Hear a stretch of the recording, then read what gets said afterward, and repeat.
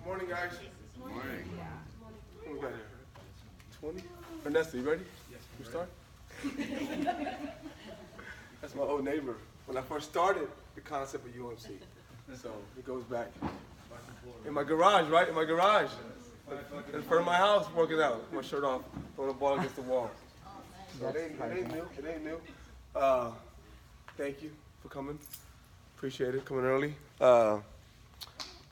I wanted to do a workshop so that you could all learn the tools, the mindset, the strategies that go beyond this training, right? Because part of me gets frustrated. I know it's hard to believe. Part of me gets frustrated because I know, mute, babe. I know, part of me gets frustrated because I know what it takes, right, to be fit, and I know that I don't want you guys to waste time, right, coming here and working out and going home and getting frustrated because you're putting effort, some more than others, some less than others, right, but putting effort nonetheless that you don't see benefits of. And if you just took a step or two back and listened and read a little bit or learned a little bit, not only could you get more out of what you're doing, but a lot of times you could do less and get more benefit, right? And I learned it the hard way. I've been training for a long time. I've been reading and watching videos for a long time. And so a lot of what I learned the hard way, right? You know, they'll tell you, they've known me for a long time. You know, I was when I first started the lean out process, I was 200 pounds. You know, and I didn't even know I was big until I looked back. And the last slide you'll see is when I was about 200 pounds. And Amari's 6th birthday, we were in Hawaii. I never felt big, you know, because it's all relative, right? So I never felt overweight or chubby. But when I look back at my old shots of me, even those on the wall, some of those from when I first started UMC, I'm like, man, I had the audacity to have my shirt off back then. So a lot of what I learned, you know, I don't want you guys to have to spend 5, 6, 8, 10 years learning that, right? Because I've already kind of done some of the heavy lifting for you and have some shortcuts that if you guys adhere to those principles, it'll be a lot less frustrating, I think, all right? So I want to do that in hopes that some people will begin to add to the exercise part of it some nutrition strategies, right? Some mindset strategies, right? A lot of it's about mindset, which is why I talk a lot. Because if it was about just reps and sets and carbs and protein, then it would be easy, right? Because everybody sells you on that stuff. So obviously it's not about that. It's not about, because it's not like you guys can't find an exercise program online today, right now, or a diet program online today. This is not, I mean, what we do is not rocket science. You know what I mean? I think I've learned a little bit about packaging it, right, and putting it in a way that I think makes it simpler to follow. But at the end of the day, none of this stuff is, I didn't invent this shit, right? So hopefully when you leave here, you'll have, you know, 1 or 2 things that you can take with you that you can apply immediately and then go forward and then have more questions. Because I won't solve your problem today, I promise you. It won't be solved today. But hopefully you'll have 1 or 2 things that you can use today, and then it gives you a starting point to ask more questions, to come back, you know, to Google something that you heard today, and then it begins the journey of getting better, right? So this whole mantra of better than yesterday is not just some fancy thing that I say. You know, and Amari, my son, is 8. I train 8-year-olds up to people who are not 8 anymore, right? And it's the same mantra. I don't care who it is. You know, I keep telling you guys, if I'm training the basketball team, I talk to them motherfuckers the same way I talk to you guys, right? Because I believe in that. I believe in every day you wake up, you get better. And so when you leave here, hopefully you have 1 or 2 things that you can apply, and then you begin this journey toward getting better every day, every week, every month. And then before you know it, you know, whatever you become is a permanent state, right? Not some 30-day fix, not some 6-month program, some cleanse or some, you know, challenge. it's a mindset, a strategy that you become that thing you want to be, right? All right, so I'll get started. So what I want to do, I spent a lot of time trying to figure out what to cover today, because I got a lot of shit in my head, a lot of stuff. So I could talk all day. People who have been the last person here at a workout have heard me talk to them for Damon. Like, I gotta go, man. I gotta go. So I can talk forever about this stuff. I'm passionate about it. I know a lot. So I don't want to spend too much time. You know, it's funny because long time ago I was afraid to talk in front of people. I still don't love it, but I was afraid. So I would drop classes in college that had a speaking component to it. You know, and now I'm like trying to fit stuff into an hour, which is amazing to me. But I'm gonna try to cover these 5 things today. So hopefully I'm gonna go over this. So how we got here, meaning how we got to the point where we are feeling overweight, right? We don't like the way we look, how we feel. We've tried several things, most of us. Some have worked, most have worked in some degree or other. Most have put us back to where we started at, and plus some, right? So how do we get here, right? Then I'm gonna go over how the body works. Some very simple principles on how the body works. Some of it you might know, some of it you might not know, but hopefully it'll give you an idea of where we're at, what we're doing to our bodies, and how what we do exercise-wise and nutrition-wise, how it impacts our body. Right, then I'm going to go over 2 components of the equation that makes us either lean or fat. Right, and when I say fat, I don't mean it that way. I mean, we all have body fat. So lean or fat. We have 2 components, exercise, right, or burning fuel, right, and then nutrition or intaking fuel, right? Those 2 components are the 2 sides of the equation that I'll go over separately.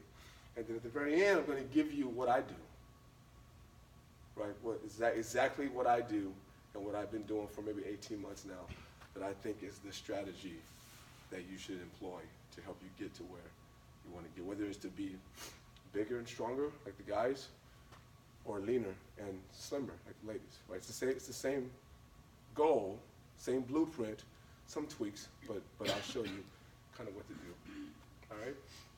If you have questions, raise your hand. When you ask it, I'll either answer it or I'll tell you that I'm going to cover it. Is that a deal? Yeah. Okay. Yeah. All right, so real quickly, so some of you know me well, some of you kind of know me, so I'm going to go real fast about me, a quick background on who I am in case all of you don't know. So my background is not in kinesiology or sports science or physiology. I have a degree in economics from UC Davis. Right, I played football, so I've always had a fitness background to me. I've always worked out. I've always cared about performance, about being better at what I was doing. For 13 to 15 years of my life, it was about being bigger, faster, stronger. And then the next 10 years was about being bigger, right? Being big and strong, right? That was a guy thing. So, but my background, education, isn't in nutrition or exercise science. It's in economics. I started a company out of college that was based on helping student athletes go to college. So it was a lot of academic counseling, recruiting help, and a big training component, teaching young athletes how to train to be bigger, faster, stronger. So some buddies of mine from college and I started a company. It didn't do very well. We were all young and dumb. So I went back to school to get my master's in business, my MBA in finance. In part because it was the 90s and I was trying to raise money for next level. And everybody was getting money back then. All the VCs were giving out money to anybody with a paper business plan. So our idea was we were all young in our 20s, all minorities, football players. So we thought that if we had an MBA, more credibility, then we could get some funding. So I got an MBA for that reason, not even planning on going into finance, just for that reason, for more credibility. Turns out I got married, had kids, had a buddy who started a company, needed some finance help, so I ended up going into finance, like as a job. How are you? Huh? So I spent a decade in finance as an executive of finance, VP of finance for a startup for 5 years, and a CFO for a startup for 5 years. So a decade in finance, behind the desk, 60-hour weeks, which is why I tell you guys, I understand how hard it is to manage and juggle fitness with what you're doing. I understand. So, you know, part of the benefit of me starting this journey late is I can understand what people are going through, right? Having kids, being married, having a job, you know, all that stuff. I've gone through everything you're going through except being pregnant. So everything else, and I was on the husband side of that, which in some ways is as bad, right? So I've gone through that, right? So anyhow, so part of the benefit of that, why I think I'm uniquely qualified to help you guys is because of those factors. I'm not a spring chicken, right? I'm 46. I'm 45, but I started saying 46 early in the year.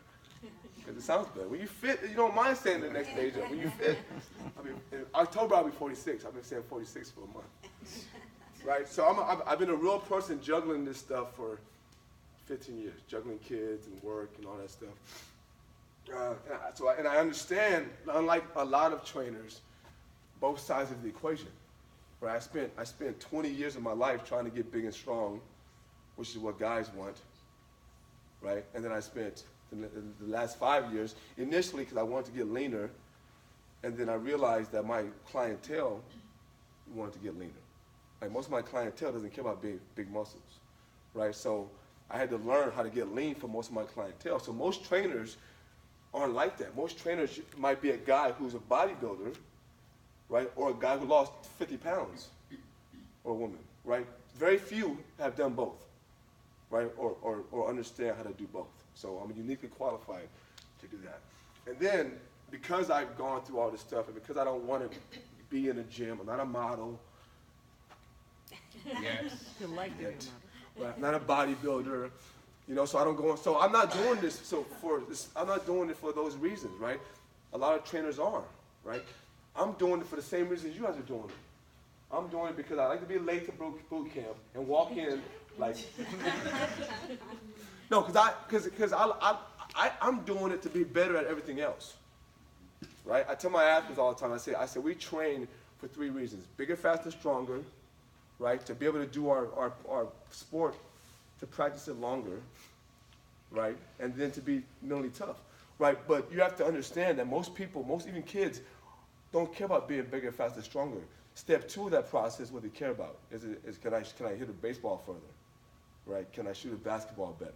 So even though most of us don't even care about going on stage or even wearing a 2-piece anymore, right? When we wake up in the morning, the first thing we see in the mirror is ourselves, right? So whether you are conscious about it or not, how you feel about it, about yourself, impacts how you are as a worker, right? As a mother, father, spouse, all those things. So like you guys, I'm not trying to do this to be on stage and be a bodybuilder. I'm trying to do because I know when I wake up confident about who I am and I feel good, I do everything else better, right? So because of that, I don't want to spend every day in the damn gym. I don't want to prepare my meals every Sunday and bake chicken and carry around a jug of water in a big ass case that has 6 damn meals in it, right? So I'm all about efficiency and sustainability, right? Which a lot of trainers aren't about. They want you to get ready in 45 days. And so they'll have you do all these things that you can't sustain, right? And aren't efficient, right? So because of those things, I'm uniquely qualified, I think, to provide you guys with a roadmap to get better, all right? All right, so how we got it, really quickly. So I did a little work about 1.5 years ago, trying to understand like where we are. You can't read this, but I'll tell you what it says. Basically what it says is all the modern technology we have, everything we have now that makes our lives so wonderful, right? That makes us so fat and sloppy and lazy, that's all new, right? Microwaves, automobiles, 8-hour work days, all that technology we have that we enjoy, Starbucks, fast food, right? All that stuff we have now is new in relation to how long we've been on Earth as human beings, right? So when I say, I want you guys to stop eating for 12 hours, I can't do that. We've done that our whole existence. For 99, this green part is how long we've been on Earth. This blue part is how long we've been living the way we're living, right? Getting up, driving down to Starbucks, going to the microwave or the refrigerator, right? Not working out ever, right? All that's new. I mean, if you go back 200 years or further, we exercised every day, right? We had to get up, go hunt or gather our food, right? If it's earlier, we had to go farm first before we ate, right? We didn't eat until after that was done, after we killed our feed, or gathered our food, or did our farm work, right? So that's 11, 12 o'clock, right? And then until 200 years ago, 300 years ago, most of our food eating was done at 10. There was no television. There was no late night snacking. There was no, drive-throughs, microwaves. So we were done eating at about the time the sun went down, right? So I'm going to propose later that the eating window be similar to that. I can't do that, Coach Bobby. We've done it our whole, this green part is how long we did that as human beings, as Homo sapiens. And this blue part is how we live now, right? So the point of this slide is to tell you that all that we do now is new, right? All that we do now is new. And the fact that we don't want to change it is laziness on our part. And wanting to enjoy every moment of every day, right? And so it's all new, right? Part of why we're here is misinformation. Not always on purpose, right?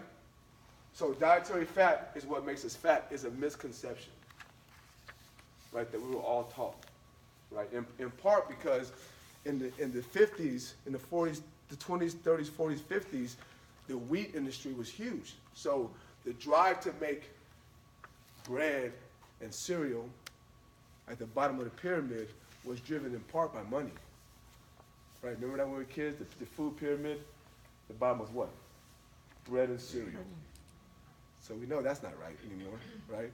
So if that's not right, and that was part of our foundational learning as kids, then we have to at the very least question everything else, right? Are you sure that's right, Bobby? No, I'm not sure. But at the very least, we have to question everything we know, because for most of us who are over 35, we grew up at the very bottom, have 8 servings of bread and cereal every day? That was the foundation of what we were taught. And we know now that's not right. So if that was what we were taught, at the very least, we have to question everything we learned. See what I'm saying? All right. Eating several small meals is preferred. I said that for years, right? Eat several meals a day, every 2-3 hours. Keep your metabolism up, right? I'll explain to you in a little bit why that's also a fallacy, in part. I'll tell you why it's in part. Breakfast is the most important meal of the day. Right? It is, right? No, it's not. It's not. There really is no most important meal of the day. I'll tell you why that is. The point of this is, cardio is how we melt fat away. Got to get on a treadmill. Got to go run. Got to sweat. Right? Got to wear one of those belly bands, the belly sweat bands. Got to wear one of those plastic bag suits. Right? Cardio. I ain't done cardio I didn't do cardio from Thanksgiving until New Year's Day, not any traditional cardio, and managed to lose weight during the holidays, right? So that's a fallacy, right? Lifting weights, ladies, lifting weights makes you bulky, right? We all believe that at some point. Every woman here believed that at some point. Probably still believe it to some degree. Even though you've read that's not true, I told you it's not true. You still at some levels believe that lifting weights or going heavy will make you bulky. That's not true at all. Right? So how we got here. So that's all misinformation we've learned that we're trying to overcome. And some of it, even though we know it's wrong, we still can't, our brain still won't let us get rid of it. Right? All right. Lost our animal instincts. This might be the most important one, I think. Right? Like so whether you're spiritual or religious, like I am, or you're scientific, right? We didn't grow up. We didn't live for thousands of years the way we do now, right? And by that I mean having to enjoy every moment of every day. No animal lives like that, right? To enjoy every single moment of every day, right? And part of that is we eat for pleasure. No animal in the animal kingdom eats for pleasure, right? And until recently, again, by recently I mean 200 years ago or less, we didn't eat for pleasure, right? Food is not meant to be eaten for enjoyment, right? I enjoy food too, but that's not how any animal, any living species lives, right? It's fuel, it's a survival mechanism. So tigers go hunt when they're hungry, right? I did a video a while ago about how I've always trained, this whole notion of train like a beast. Somebody here has this t-shirt that says, train like a beast, I'm a beast, right? And I've always trained, I've always trained crazy. I've always done stuff that people won't do. That's kind of a pride thing for me. I want to do shit people don't do, right? It gives me pride. So I've always trained that way. But again, and they knew me back 10 years ago, I didn't get lean until I started thinking and eating like beasts eat, right? I did a video on that. So tigers, there's 3 things that animals do, and tiger is the one animal in the animal kingdom that I admire, right? Just a strong, tough looking animal, right? And tigers, what do tigers do? They have to go hunt before they eat, right? So I try to make it metaphorical, right? So we have to exercise before we eat. No animal in any animal kingdom, unless it's a domesticated dog or cat, can eat without hunting, right? Yeah, we do all the time. We sit in our damn car and drive somewhere and eat. We have our husband or wife bring food to us on the couch. We ain't even walked, let alone hunted for some food. Right? Am I right? So the mindset is, okay, if I want to eat, I better go hunt. Right? So you guys know me. If I'm going to, Friday nights, right? Basketball games, football games. I'm going to have candy. I'm going to have popcorn. I'm going to have soda. I'm also going to do burpees and box jumps that day. Right? Before I go eat, I'm going to hunt. Right? Number 2 is when you kill, right? When animals kill, right? They only kill what they need. Right? Tigers don't go kill 2 gazelles just in case they get hungry later. Right? That's a good one. Am I right though? It is very good. Just in case. Let's make sure. I'm gonna kill. In part because intuitively they know that even if they kill a gazelle, there's danger in getting harmed, right? Even if you're stronger, faster, bigger than the animal you're going to kill, there's still some risk of harm for you, a scratch in the eye, whatever. So inherently, animals don't kill more than they need because there's an inherent risk. Yeah, what do? We go to BJ's and we order a big-ass dish that is way more than we fucking need. I'm going to say more F-bombs, so. Right? You know what I'm saying? So, I mean, and part of it's not our fault, you know. We were trained that way, eat, whatever. But we order and eat way more than we need, right? And then if you're a real tiger in the jungle, if you're a real beast, when you're done eating, you're done eating, because you know there's a kill next. And I always go back to even to like the Spartans, right? My movie's 300, and those guys are the same as this tiger. Right? It's the same concept. You know, they don't wake up and eat breakfast. They say, I'll be back, queen. I'm going to go do what I got to do. You know, Leonidas is my boy in 300. He wakes up. You don't say, give me some eggs and bacon and eggs. I'm going to go fight these, what do you call it? The other, forgot. But we're going to go fight these people. I need some bacon and eggs and toast first. No, I'm going to go do this. Have my shit ready when I get back. Right? When he goes there, he's not going to fight more than he has to. He's going to do what he has to do just to win over that village or whatever. No more than he has to do. No more risk than is necessary, right? And then when you're done, when tigers are done, when warriors are done, they walk away, right? They don't eat more than they have to. They don't sit there. If you're a tiger, you don't sit there until you're full. When you're done and satiated, you walk away. All animals do that, except which one? Us. And again, even that is new. And even that is only in parts of the world. There's places in the world today that they don't eat until they're full. Right? That's only here, and it's only new. Right? So we have to stop doing all that. Right? Stop eating too much. Stop not hunting first. Right? And just think about ourselves as animals, not in a bad way, but in a way that we're trying to live to fuel our bodies. I'm not saying don't have fun, but think about more of your days, more of your weeks, more of your months in terms of animals. right? If you want a body that was meant to be how it was meant to be, then you have to treat it how it was meant to treat it. And going back to that slide, it was meant to be like this for a long time. We're treating it in a different way than it was meant to be, right? All right, so the last one here is our daily clock has been increased artificially, right? Again, I mentioned it earlier, but 200, 300 thousands of years ago, our clock was sun up to sundown. That was our body clock, right? And our eating clock,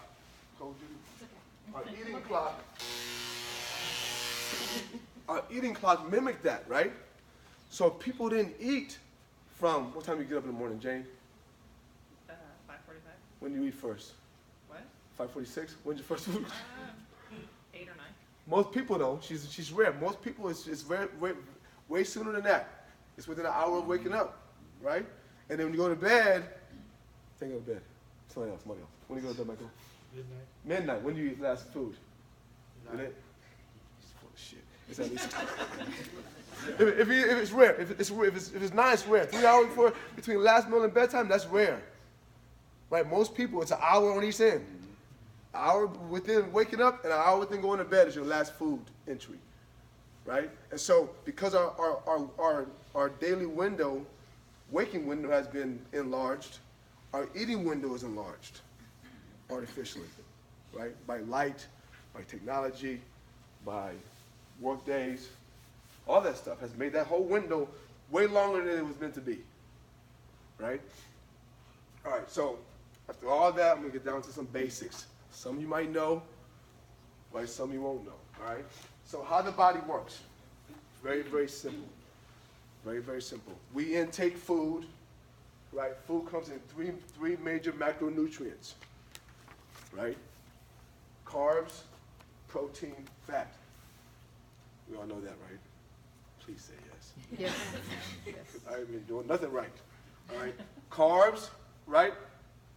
And protein give you 4 calories per gram of energy. And I've been thinking more in terms of energy, not calories, because calories has a bad connotation, right? Everything we eat is fuel. Everything we eat is just fuel for the body, right? There really is no good or bad. I mean, there really is no good or bad food, contrary to what you believe. A donut is only bad versus a whole grain piece of bread because of the other stuff that's in it. But when it comes into our body, it's still going to break down to the same stuff, right? Differently, and I'll go over that in a minute, but there really is no good or bad. It's just how and when you take stuff. So carbs and protein both give you four units of energy per gram, right? Fat is more efficient. It gives you more. It gives you 9 units of energy per gram, all right? Some say it's bad. I say it's good. I'll explain why in a minute. That's actually good because it gives you more bang for the buck. All right. Carbs break down into your body into what's called glucose, and I'll get into it in a minute why that's very critical, right? So when you eat any kind of carbohydrate, it breaks down into glucose or sugar in your body. All right. Protein breaks down into amino acids, right? So it's chicken, fish, beef, all breaks down into your body into what's called amino acids. Amino acids are building blocks for doing all kinds of things, right? Primarily for us, for building and repairing muscles, okay? And then fat breaks down into fatty acids, right? That it uses for insulation, to protect organs. It's actually a very useful and critical part of our diet, all right? We all know that, right? All right, so how the body works, the key, and if you have paper or a phone, this is the critical component of learning, right?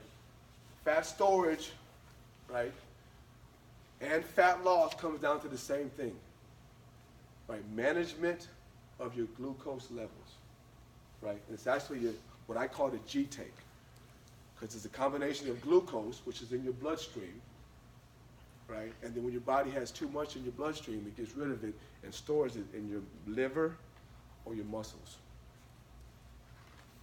right? As glycogen. So in your bloodstream is glucose. The same glucose is stored as glycogen in your liver or muscles. So combined, I call it your G tank, right? And I'll get into why that's critical in a minute. But Management of your body fat, gaining or losing, comes down to managing that, right? The levels of your G tank, right? Keeping it low enough to not ever gain fat, and then getting it low enough to burn fat, right? So what happens is, with this G tank, right? Again, the combination of all three of those areas, right? Right? The bloodstream, your liver, and your muscles. When that gets full, you store body fat. It's that simple, right? And I like to use the analogy. I mean, I'm a big analogy person, a big metaphor person, a big storytelling person, because I think that eventually there'll be some metaphor or story that resonates with everybody, right? Because this stuff is like just numbers, right, and words. But a story or an anecdote, right, or a metaphor might stick. So my favorite metaphor for this is your kitchen, okay? So your kitchen is your G tank, right? The countertop is your bloodstream. So you walk in the house, you have bread, you have pasta, you have rice, and you plop it on the countertop, right? And your wife walks in, she's like, I'm Miss Insulin, I don't like this, get rid of this, this is a mess.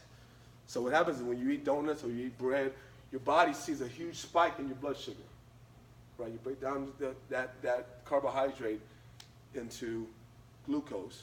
If it's too much at one time, your body reacts negatively because your blood sugar spikes, right? So your body secretes insulin for your pancreas to get rid of that blood sugar, right? Which is why, even though I said there's no difference between a donut and whole wheat grain bread, there is, only because the whole grain bread has other things with it.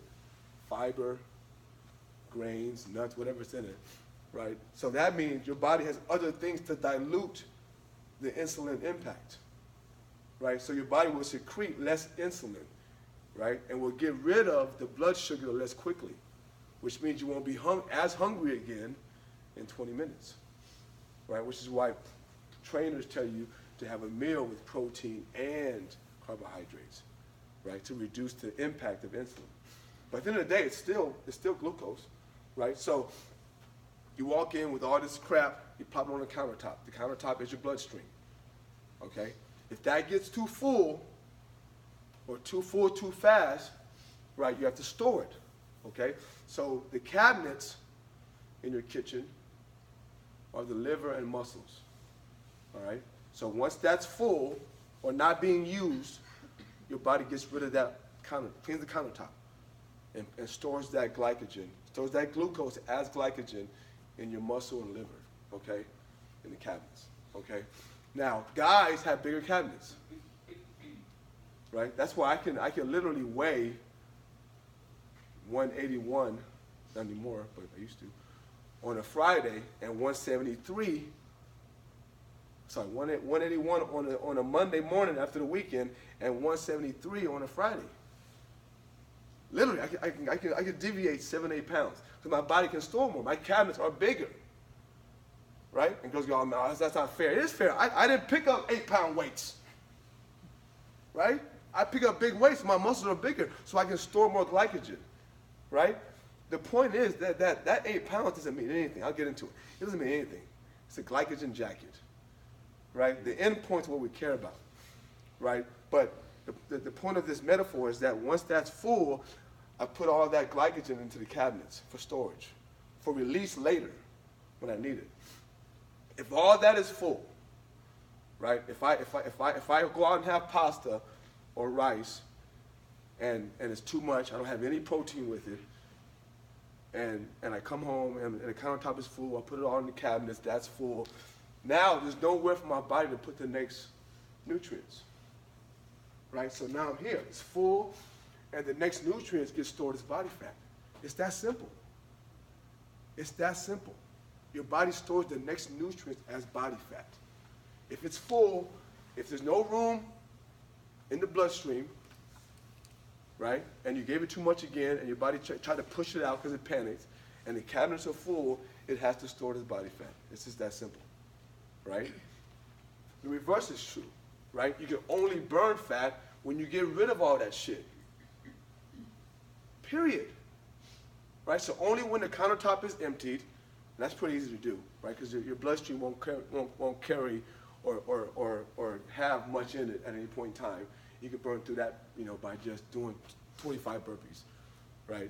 But then quickly, it draws upon your liver and your muscles for glycogen, right? That's harder to get to, right? But possible, right? So, but only when all that has been depleted can your body begin to burn fat, right? Which is why I tell you guys it's very important when you come in here to do stuff that gets rid of that glycogen, right? And some of it is only releasable by exercise. Muscle glycogen can only be released by using the muscle.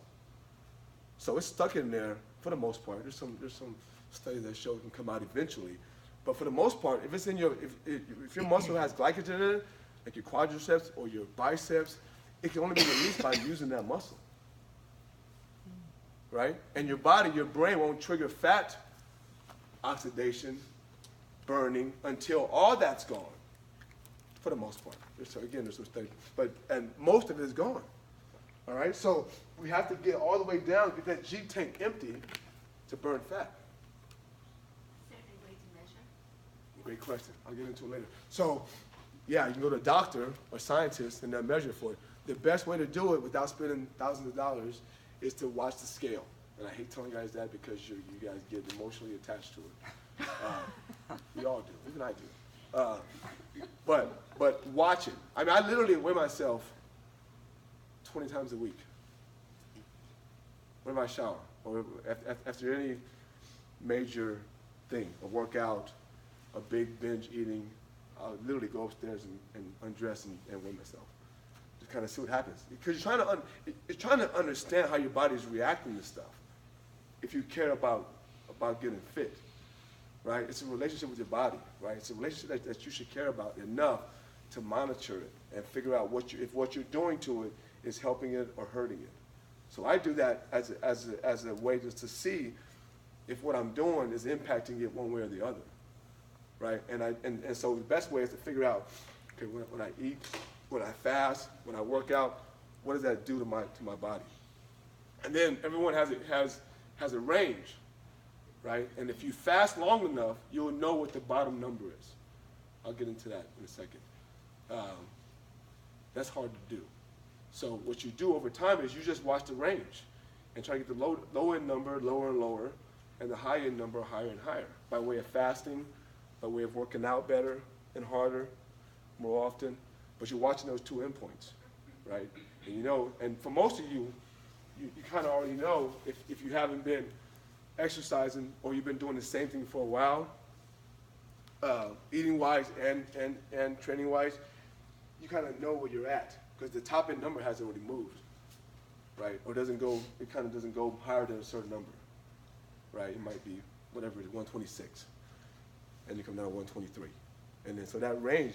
And for a while, unless you change something, that range won't change. So that's kind of what your range is, right? And for most people, unless you're fasting long times or you're training hard often, you're probably at a level of glycogen that's 75% full most of the time, unless you're fasting and really watching your carbs. You're probably close to full. But again, it's a matter of just watching that top end number, and then adhering to some principles, fasting, which I'll get into, some training principles that bring that number down, and watch that number. But you're watching the whole range, not just the top number, ladies, the whole range, because the whole range is important.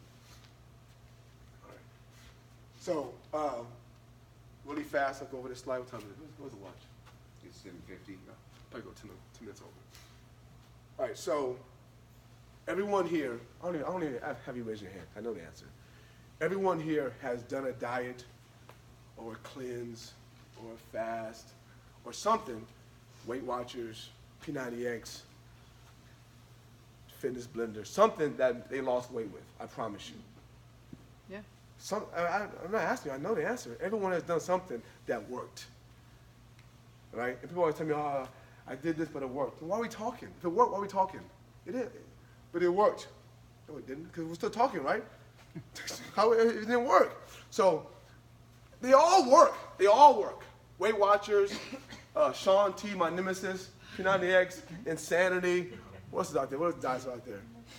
Cleansing, detox, no sugar for 30 days. They all work. Why do they work? Because it's the same formula. The same formula, by the way, that the guy endorsing it didn't do to get in shape. Right? The girl guy who's endorsing that product didn't do that thing that he's endorsing to get in shape. He's telling you to do it, right, and send him a before and after picture, but he didn't do that to get in shape, right? But it's the same formula, right? You have you do something output-wise that's way more than you used to for 30 days or 60, whatever it is, 60 days, right? Follow this calendar, follow this shape thing every day for 30 days. That's a real thing. See that thing on TV? You do this shit Don't look at me. I don't have that one. yeah, do the shake thing, boy. Do the shake thing every day for 30 days, right? If you do anything that's different than what you've been doing every day for 30 days and increase your output, right, something's going to change, right? Yeah. If you, and they always say at the very bottom, and what's funny is they know now, if you have a DVR, if you pause it to see it, right, the bar covers the disclaimer. You notice that? If you pause it to see what it says, the bar, the pause covers the disclaimer. They know that. It's real. It's white on white background. It's super small, and the bar that pauses it covers the disclaimer that says all results, the results not typical, right? Accompanied by a 1,000-calorie diet for 30 days, right? So you can't, if you don't lose weight with that, something wrong with you. Like they all work.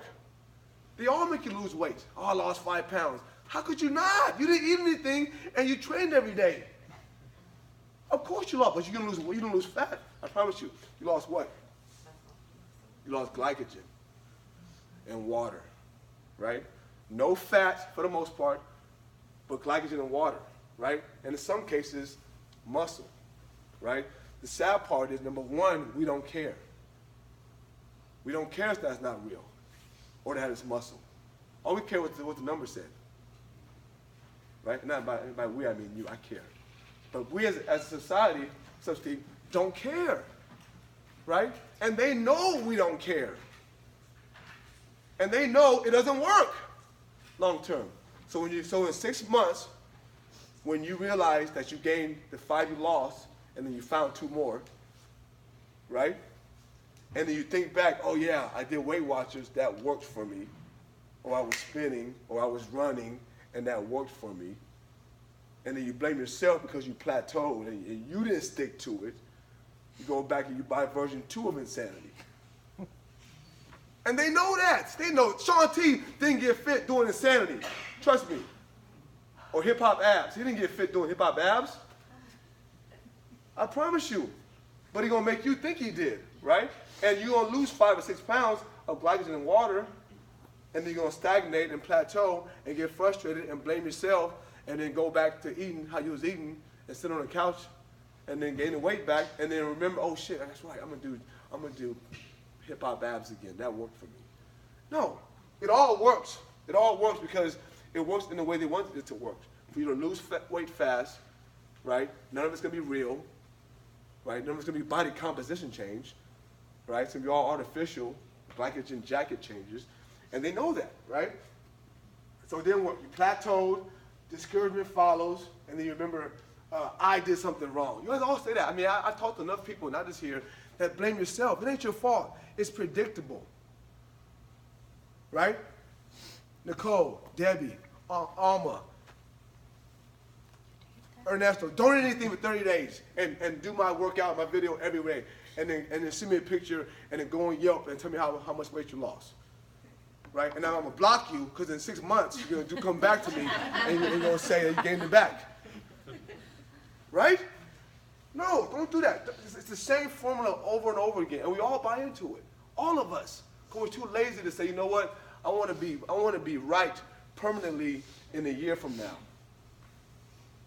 Right? If I tell you Cindy, right? If I tell you BC, I'm going to give you a strategy that I promise you in 18 months you're going to be set for life.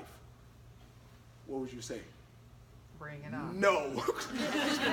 That is too long. I gotta lose weight now. And I'm gonna try this on my own. I'm gonna do this. Fine. And guess what? in 18 months, you most likely, not you, but whoever is going to be right back to me where they were saying, I want to try that now. I want to try this ketone thing now, Bobby. I think it might work for me. Right? Meanwhile, I've been doing it 18 months, and I'm like, man, you could have been on the road with me 18 months ago. Like that. You know? Right? So, fat loss formula. Right? I'm going to give you 3 keys real fast. 3 keys. Number 1 is we got to stop storing fat. Right? It sounds simplistic, but we cannot. So my mantra now is you guys can't ever let your glycogen levels get up to the point where they're full. Right? Never, never. Unless you can burn fat quickly, which we can't. Right? Right? We can't burn fat quickly, otherwise it's to be an empty-ass room. Right? It's too hard to get it off, so I'm telling you, don't put any more on. Ever. Ever. And for most of our existence, and in most of the world now, that's not an option. Like you can't eat all the time in most of the world. Right? You couldn't eat all the time 200 years ago. We can't. So we have to strategize ways, but I'm telling you, don't allow yourself to store fat. What does that mean? That means whatever your weight is now is probably near the top of what it is for the last month. Don't get there again. Like do methods that I'll get into starting today, right, to get it down, and then don't let it get back up again. Because once it's up there, you're in critical zone for storing fat. I want to have fun by the weekend. Okay. Okay, have fun. But it ain't gonna be fun when you can't get that weight you got off. Right? When that fat is on your body and you can't get it off, that's not fun. And nobody, I say all the time, I don't have no friends in my life that are worth getting fat for. None of them. None of my friends are worth getting fat for. I have buddies I play ball with in college, go away every year for a vacation. And let's go to breakfast, Bobby. I bring all my shit. Y'all see me. I bring dumbbells, I bring boxes. I work out. Day 1, I work out. They go to breakfast. I see y'all at lunch. Come over to breakfast. No, motherfucker, I see you at lunch. Nobody worth getting fat for. No date, no anniversary, no birthday, no Christmas, no friends are worth storing fat forever. So stop doing that. Stop doing that, right? And that means don't let your G tank get full, right? Don't let it get full anymore. That means no back-to-back huge binging meals, right? If you have a big lunch plan at work, don't go back and have a big dinner. If you can't work out today, fast longer, right? Is it fun? Maybe not, but neither is fat, right? And then we have to turn the fat burning on, right? That means get the G tank all the way down, right? Now, and I learned this kind of recently, right? Because I've always said the workout should deplete your glycogen, right? And it should. The problem is most of us not most of us, a lot of us aren't in a position yet to train hard enough to get that glycogen down. Either it's too high or we don't push ourselves enough, right? For a lot of reasons. We're afraid that we might pass out. We're afraid of, the discomfort doesn't feel good to us. Or we're not strong enough in our heart to push our bodies hard enough yet, right? We're not conditioned physically enough to do 20 burpees, right? Or to go for 30 seconds on dumbbell press. So sometimes it's going to take a while to even get to a point where we can have every workout deplete our glycogen, right? So it's going to be a kind of a graph over time where you might be at 90% today, and then you're going to deplete to like 85% through the workout. You go back and eat some carbs, because I'll get into that, but you have to kind of like taper off the carbs over time, right? So you're going to have some, the window of eating is going to get shorter and shorter, but it won't be from 20 hours to 12 to 8 in a week, right? It's going to be an incremental thing. So until we do that, right, we won't be able to get to a point where we're regularly getting into fat burning, right? I get into it every day, but it took me a while to do that, right? So, but once that happens, we want to get into that fat burning zone as often as possible throughout the week, through fasting, through training, through combining those two strategically, right? And then we want to stay in there for as long as possible. So it's a trigger. So one of the problems people have is they'll go low calorie, or they go low carb, which means low calorie, right? But they'll space it out too much, right? So they'll follow some dumbass app that says eat 1,000 calories based on, I don't know what it's based on, but yeah, eat 1,000 calories a day. But they won't tell you to fast. And so what you're doing is you're eating like something at breakfast that's small, right? Something at lunch that's small. But all those things turn that faucet off, right? Every carb you eat tells your brain, stop burning fat. I have energy. You don't need to burn fat, right? And that process of oxidizing fat takes a while. So back to my analogy of the countertop and the cabinets, fat storage is like in a storage unit, a block away, right? So once that happens, it's far away. It takes a while to get here. So turning that faucet on or that switch on, I called the truck. Now it's coming. It takes a while. So if I don't do that often enough or for long enough, I don't get fat to me fast enough. So when people do these low-calorie diets, they lose weight, but it's water and glycogen storage, right? But they're doing it too often, right? They're eating too often to have any impact on fat, right? And if they do that coupled with training too much, right, and the fats aren't coming fast enough, and there's no glycogen, and they're trying to run through it or train through it, their body will use muscle or amino acids for energy. Because your body will find fuel somewhere, right? It'll find fuel somewhere. So if you don't have glucose, because I'm going low carb, Bobby, I'm going to train without eating, and your body doesn't have enough fat oxidized yet, it'll find energy from somewhere, right? Which is why I say, look, don't come in here, right, with no energy in your body, either glucose or ketones, right? Like Jason does ketogenic, so his body creates ketones, but he'll even tell you in the interim, there's a period where he has nothing. He has no glycogen or ketones, right? But it's important to know that we have to be sure and be cognizant about how our body uses fuel, right? And make sure that we understand that the idea is to get in the fat burning zone as often as possible and be there for as long as possible, right? Exercise. I'll go through this fast. I'm talking too much. All right. So many people think you can just not eat and achieve your goals, right? Low carb, no carb, but not train, right? That will help you, obviously, right? Because the intake of glucose in your body is either minimized or in some cases nothing, right? So once that's gone, once your body uses the countertop, the bloodstream up, and then it uses the stored glycogen up, it begins to use fat, right? And actually, in those cases, if your body is at rest, right, or doing steady state activities, it will burn body fat, right? The problem is, it's 2 blocks away, right? And if you need energy to do something, right, and it's not getting there fast enough, you can't function.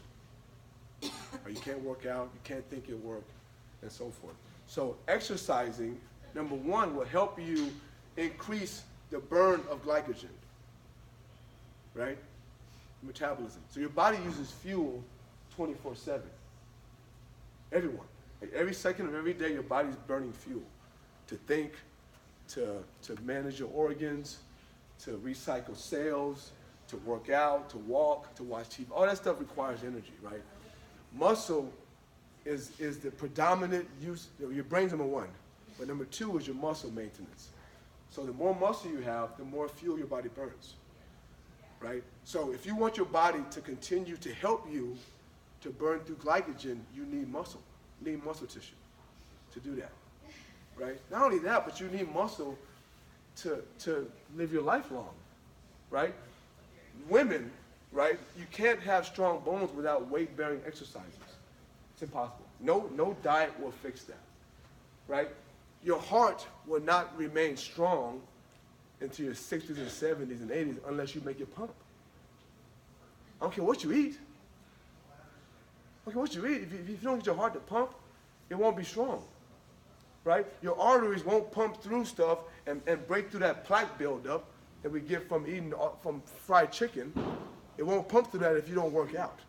So if we know we have to work out for those reasons, right, and we know that the foundational help we need from the standpoint of burning through glycogen comes from lean muscle, then that should be the most important part of our strategy, to me, is to make sure that you make exercising an integral part of what you do.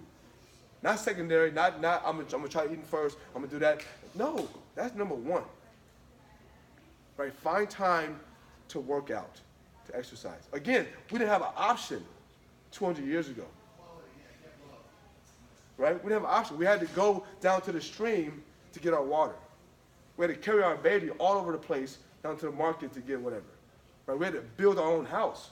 We had to go out and hunt in the morning or gather.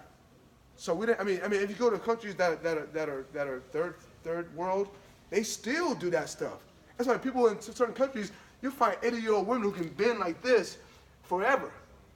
Half of y'all can't do that, and we're in our 40s, right? I mean, so our bodies have adapted to this new way of living that we need to fix if we want to be different, right? And I'm not saying we should want to be different. I'm just saying if we do, we have to think and act differently, right? So exercising has to be at the forefront of what we do, not secondary, right? And if you don't make it important, the world won't make it important for you. I promise you. If you don't say, it's important for me, I've never had a job or a situation that didn't allow me to train 3 or 4 times a week, ever. So if you have one, you created it, most likely. You let your boss tell you to work through lunch every day. You let your kids tell you you can't work out. Like, you let that happen, right? And it's okay to admit that, right? But I ain't never had a situation where I didn't train since I was 18. And that's with school. People have school. I had school. That's with work. I worked 60 hours a week as a CFO at startups. I had a baby at home crying. I had babies at home with the flu. All that stuff. I've had illnesses. I never, ever since I was 18 years old, couldn't work out 3 to 4 times a week. Why? Because it's important to me. Because I know, initially I was insecure. I had to work out. Now I know that if I don't do that, everything else doesn't work. The diet won't work. My glycogen will build up, and I'll store body. All that stuff won't work unless that's the most important part of it.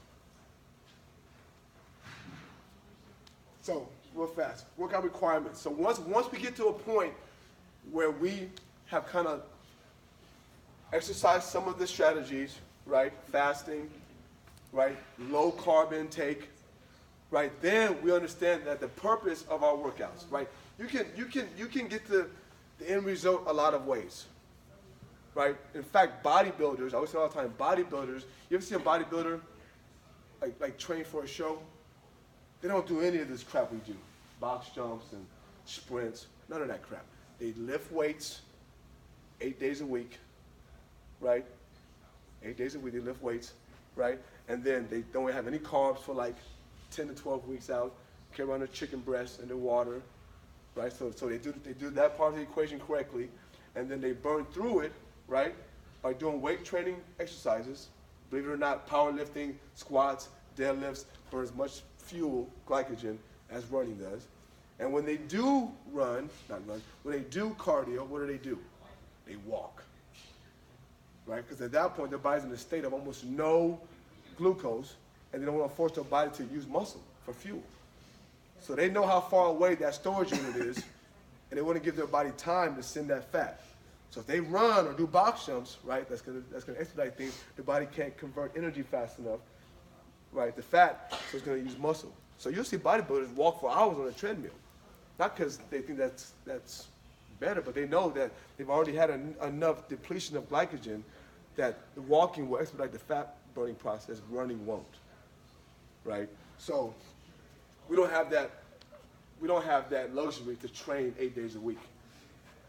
Right? I'm thinking we don't want to prepare chicken breast every Sunday night and walk around. So what we do, what I've invented, is the workout we do is meant to accomplish 3 things. Every workout. At some point, in the beginning, it won't be the case for all 3. But we have to build muscle, right? Every workout. We have to break down muscle tissue. That's why I say get bigger weights. It ain't because I'm a jerk. And I'm a jerk, but it ain't because of that. Right? Because I want you to build muscle. Right? And your body will only respond to new stimulus. Right? So if you did 20-pound weights for 30 seconds and we're talking the whole fucking time, it means you didn't break down muscle tissue. So you might as well just sat there and drink coffee. And because your body really responded or thought you did nothing. It's because it's used to it. So you have to make your body do things it's not used to, right? So we have to build muscle. Then we want to increase our metabolic window, right? There's a thing called EPOC. Some of y'all have heard it. So EPOC stands for excess post-exercise oxygen consumption. It's a long acronym that basically means I want you to get winded, right? I want you to put your body in a state of oxygen deprivation during the workout. It sucks, I know. I know it sucks. But what that does is it makes the window of calorie burn longer, right? So since I don't want you to go out tomorrow or have to go out tomorrow and train again, I want to extend today's window, right? Again, bodybuilders don't do that because they know they'll be here tomorrow. You won't. Y'all barely made it today, right? So I want you to train 3 times a week, 4 times a week. Right? That's all I want you to do. I want you to come here for an hour and put your body in a state of oxygen deprivation that makes it work to recoup that oxygen for another hour to 90 minutes. Right? So excess post-exercise after the workout, oxygen consumption. So your body's taking in more oxygen after the workout because it lost oxygen while you're working out. That means it has to expend more fuel. So we're trying to make that window longer. So if you come here and you BS, right, and you grab a 12-pound weight and you don't build muscle, and then you're not breathing heavy, right, so you're not getting the EPOC effect, you've wasted 2 parts of the equation already, right? And then the last one is we're trying to deplete the G tank. Right? Some of you won't be there initially, right? We're trying to get that graph to go lower and lower each time, over time. But eventually, like Jason, like Larry, eventually you'll be at a level where you never get too high, where every workout you drive it down to 0, right? And then the next day, you burn fat on your couch, fasting, all right? All right, so right, wrong way to fuel. We'll go through this fast, guys. We'll do a follow-up session. Right and wrong way to fuel, all right? You can fuel with carbs or fat, right? Carbs or fat. Most of us fuel with carbs, right? Most of us fuel our body with carbohydrates and glucose, which is why the notion of eating every 2 hours or 3 hours makes sense because your body gets sugar, right? Insulin secreted, gets rid of sugar out of your bloodstream. Your body thinks it's hungry again, and all of a sudden you have to eat more food, right? When you use fat as a fuel, there's no insulin response. Right? So the duration of that energy is longer and not as spiking, right? And so using body fat for fuel, if you do it correctly, is ideal, is preferred than using carbohydrates for fuel, right? Keto principles, if you follow a ketogenic diet, that means you're going under 50 grams of carbs per day for a long time to get into ketosis, 3 to 7 days, right? That's a piece of bread, a bagel, small bagel. That's it, right? Very hard to do, right? No, it's not fun for most people or practical for most people. If you can do it, right? Like Jason can do it. He's strong-minded. Then once you get there, it's perfect. Ketones that your body creates when it burns fat is a more efficient fuel source for your body. If you don't believe me, Google it. Ketones, not to drink ketones that I drink, but your body created ketones. Either way, it's a more efficient fuel source for your body than glucose. Your brain runs better on it, your body runs better on it.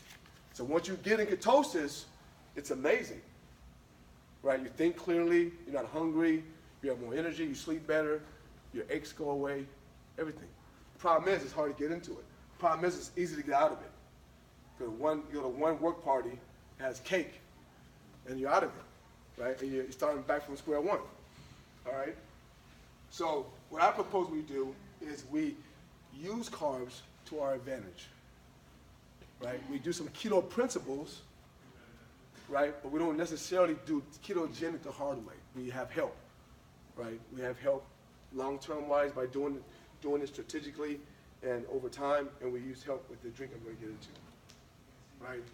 We do macronutrient timing, right? Meaning we time when we eat carbs, right? People who follow me on Instagram or our BTY program, they know I'm not anti-carbs. I eat carbs all the time. I just know when to eat them, right? I just know when to eat them. I plan when I eat them, right? So I don't have any cheat days, because if it's cheat days, I didn't plan to do it. If I plan to do it, how can it be a cheat day? I plan to do it, right? So I planned ahead of time, right? So the primary challenge is having available energy for your workouts, right? So when people are trying to go ketogenic or low, or not even that, even this low carb, they don't have energy. I have headaches, man. I'm tired all the time. Yeah, because your body has no fuel. Your body needs fuel to go to work and think and do your spreadsheets, let alone work out. Right? People come in all the time to my workouts and say, I'm going low carb, I have no energy. Yeah, of course.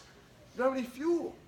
So it's challenging when you do that, because your body, even if you go ketogenic or go no carb, and eventually your body creates ketones for fuel, there's a period of time where your body has nothing. Right? Because you have no glucose, your body uses up all the glucose and glycogen, and it has not yet created ketones. Right? Once it creates it, it's fine. But there's a period of time where it doesn't have anything. All right? So that's challenging, right? And then it's hard because you have to time it based on when you work out, when you go to work. So the notion of doing it the hard way is hard, right? So what I do, kind of going through it fast, is I suggest, I'm gonna skip some slides. What time is it? Yeah, so I'm gonna go to my program real fast, and then I'll post the slides. So what I do is simple. I subscribe to 2 overarching strategies, right? Intermittent fasting, and then I do a progression of fuel that's not carbohydrates that begins every day with ketone supplement, right? So I'm not selling anything. I sell it, but I'm not a salesman. But I take this ketone supplement every day. So a ketone, again, is the end product of what your body produces when you burn fat, right? So you don't use fat for fuel, you use ketones, which is oxidized fat, for fuel, right? So rather than, and part of that is I don't want to risk muscle loss, right? So rather than go through the hard, rigorous steps of ketogenic dieting and going no carbs for 7 days and being miserable, and potentially, probably high probability, if I'm working out still, of losing some muscle mass, possibly. Rather than do that, I give my body ketones to aid in the process of lowering my carbohydrate intake. Now, to do that, you have to be intent on permanently lowering your carbohydrate intake. Like, you have to say going into it that I want to be somebody who permanently eats less carbs. Otherwise, you just wasted your money. Because the idea is to get to a point where your body produces ketones on its own, right? Because this won't burn body fat, right? This gets you to a state where you can let your body burn body fat, right? Your body burns body fat when it has no glycogen, right? I can drink this now after eating cake, and my body has glycogen. So this won't help me. What's going to help me do is not eat cake, right? Not be hungry and have energy. So I use that every day. Every morning I do that. 4 a.m. on workout days, 6 a.m. on off days, right? I follow that up with fat for fuel, yes? So before a workout, when you want to have carbohydrates for energy, this is what you would take instead to eliminate having carbohydrates. Exactly. Okay. Yeah. fuel. I want to have fuel.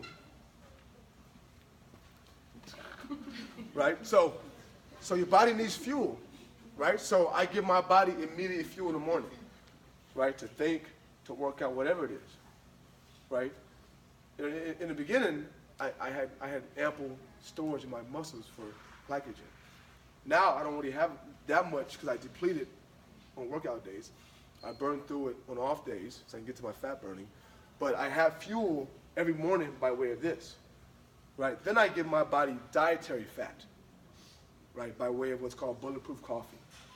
So it's coffee with MCT oil, which is medium chain triglyceride, which is a fast digesting, fast absorbing, fast converting fat, right? I add other fats, heavy whipping cream. Some people do butter. I don't. I have. But you're giving your body dietary fat, right?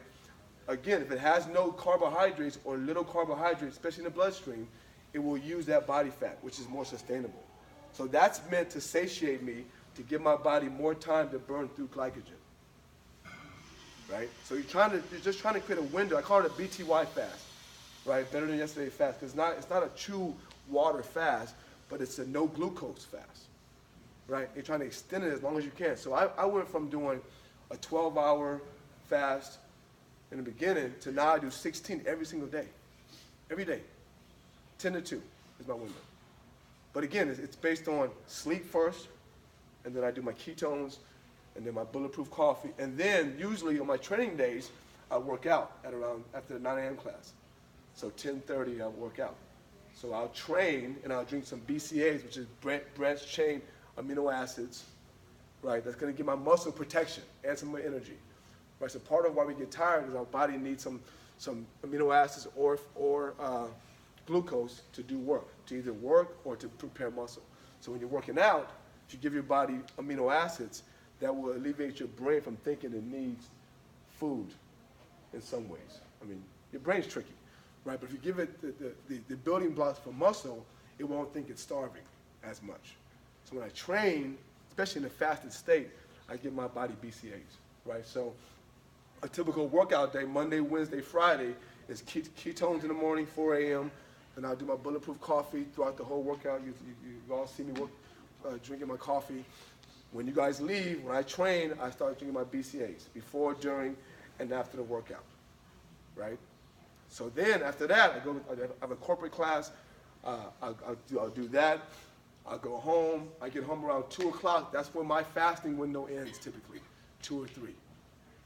Right? At that point in time, yes, sir. Your protein shake is that right after your workout? I do BCAAs, good question. I do my BCAAs, usually I have some left. If I'm out and I feel like it was a hard workout, like Larry does, I might do a protein shake then. If I'm going to an event that has a lot of candy or junk food, I'll do a protein shake first. I call it a PPS, a preemptive protein shake, to prevent me from eating any more than I have to eat. But lately, because I've kind of got to the point where my glucose levels don't ever get too high, I eat whatever I want coming out of my fast. I don't even need to watch it. In the beginning, I suggest high protein, moderate fat, low carb if you can, but that's the time on your workout days to have the carbohydrates that you are craving, right close to the workout if you're working out that day. Same as the day of the workout. But you're trying to fast as long as you can, right, as often as you can, using tools to help you, right. When you come out of it, you're trying to moderate the uptick in glucose by minimizing that, but also being cognizant that you have cravings, right? And eating those things strategically when your body is using fuel. So if you know you like rice or you like pasta, don't pretend you're not going to have it again, or tortillas. Don't pretend you're never going to eat that shit again, because you are, right? Just to strategically have them, less often, right? Because you're trying to move toward this permanent lower carb model. Have it less often, but when you do have them on workout days. Yes? Did you have it on work, like if you're in a carb craving mode, you have it on workout days close to the workout? Yes. Better than coming out of the fast? Which way? I have it coming out of the fast, but as close to the workout as possible. So for me, it'll be at 2 o'clock. Right? So if I train on a Monday, I'm craving pizza. Right? I'll have my pizza at 2:01. Right after the fast. If I'm really craving, I'll have it at 10 o'clock. And I'll just cut my fast short. Right? Because you're not trying to fix it in one day. Right? You're not gonna fix it in one day. You're just trying to be better each time. Better each time. Right? So if you have a 6-pack of soda every day, saying you're gonna have no soda is stupid. Right? Go to 5, then go to 4, then go to 3. Eventually you have 0 and it'll be permanent. If you go 0 now, you might be able to do it for a week or 2, but it won't be permanent. Right? So to your question is there stuff that I've always liked. Initially I had it on the same day, right? At night. Right? Then I moved it closer. Then I moved it to 1 day a week. Then I moved it to the day after I trained 2 days in a row, which is Friday, Saturday. Right? So you just move toward bettering that model. Make sense? Most people, I mean, the thing that's the hardest for me is that timing. Because, right, 2 o'clock would be perfect, Yeah. but my family needs to. You're right. So you do it on the same day. You do it later, right? And then eventually you'll say, okay, you know what? I'm not doing it every day, every Monday, Wednesday, Friday, right? They like rice. I like rice. I can't have it at 2 o'clock. Gotta have it at dinner. Right now it's gonna be same day no workouts, Monday, Wednesday, Fridays. Eventually I won't have it Monday. I have it Monday, Wednesday, or Monday, Friday. Do you fast every day, Bobby? Every day. Or 16 hours? 16 hours, 10 to 2. 10 to 2. 10 to 2 This is the p.m. eating window, 10 to 2. No. No, I fast 10 p.m. Oh, to 2 sorry, p.m. 10 Sorry. to 2, Yeah, got it. 10. So I eat my last meal at 9:45, 10 p.m. And another thing is the time is irrelevant. It's a continuum, right? So this whole notion of don't eat past 8. I don't get home till 8:30 some nights, right? So as long as you have a window, and it should, I suggest it includes the sleep, because you try to do that shit during the day, good luck. Right? And I prefer, everyone's different. I prefer to have the front end of my fasting window to be the sleep. Right? So I sleep for whatever it is, and then I fast after I wake up. Right? Some people prefer to have the fasting start at 5, and then bump into the sleep, and then continue for a few hours later. However it is, right? You want to make that 12, and then 14. And if you Google intermittent fasting, like Google in the last 5 years, what's beautiful is that I didn't study kinesiology or exercise science, but it doesn't matter because everything's changed in the last 10 years anyway. So if you had a degree in nutrition from UC Davis in 1995, it wouldn't matter now because everything's different, right?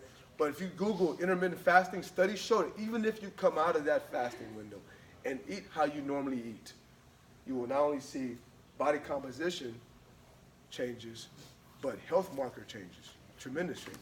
Because our bodies are not meant to eat that much and that long. So you give your body time, and Jason will tell you, man, he healed up from his cold, from not just from fasting. Your body has more time to do work on self-maintenance when you allow it to, instead of always doing food digestion and food cell turnover, right? So yes, I every day, BC, but again, I cheat. Right? It's not even hard. I do ketones, I do my coffee and my BCAAs. Before I know it, it's already time. It's easy. What's not easy is the habits, right? And I get that. I'm not at a cafeteria. I'm not passing by a Starbucks. So I get that my environment is different than people's. Right? I get that. Right? So figure it out. Right? Because people around you don't want to be fit. So they can kind of give in to like the whole 12 o'clock is lunchtime. I'm going to go eat with the rest of the sheep. But you don't want to be like that, right? Well, unless your fast ends at 12, right? Like if you start fast. Yeah, exactly. Right? Yeah, you can go from, exactly. You can go from 12 to 12, right? And that's a good starting point. A good starting point is 12 hours. 12 hours should be easy. 12 hours should be easy for everybody. You sleep 7 or 6 or 5, whatever it is. A good portion of that is sleep, right? And then you wake up and then, if you have some help, right? Well, if you don't do a ketone drink, you can do bulletproof coffee, right? Right, Mario? Bulletproof coffee. He doesn't drink coffee. But I'm telling you, if you guys just adhere to those principles, try to eat less carbohydrates permanently, right? Commit to that. I mean, it's not healthy for us. It kills us. It ain't fat that's killing us. It's carbs, right? And it's fat in the presence of carbs, right? High fat, when you have any carbs, won't get used for energy, right? When your body has glucose, it never uses fat for energy, ever. So that's why the misconception of fat being evil was thought, because we didn't know that was the case, that it was only because our body had energy that it preferred to use. So all the fat was just stored, right? You have a Whopper from Burger King, your body uses the bun for fuel, and all the fat is just storage because it doesn't need it. Make sense? Yes. Yes. Work out with fast? Yes. 20. We got time. Come on. 30, 40-minute one. Let's go.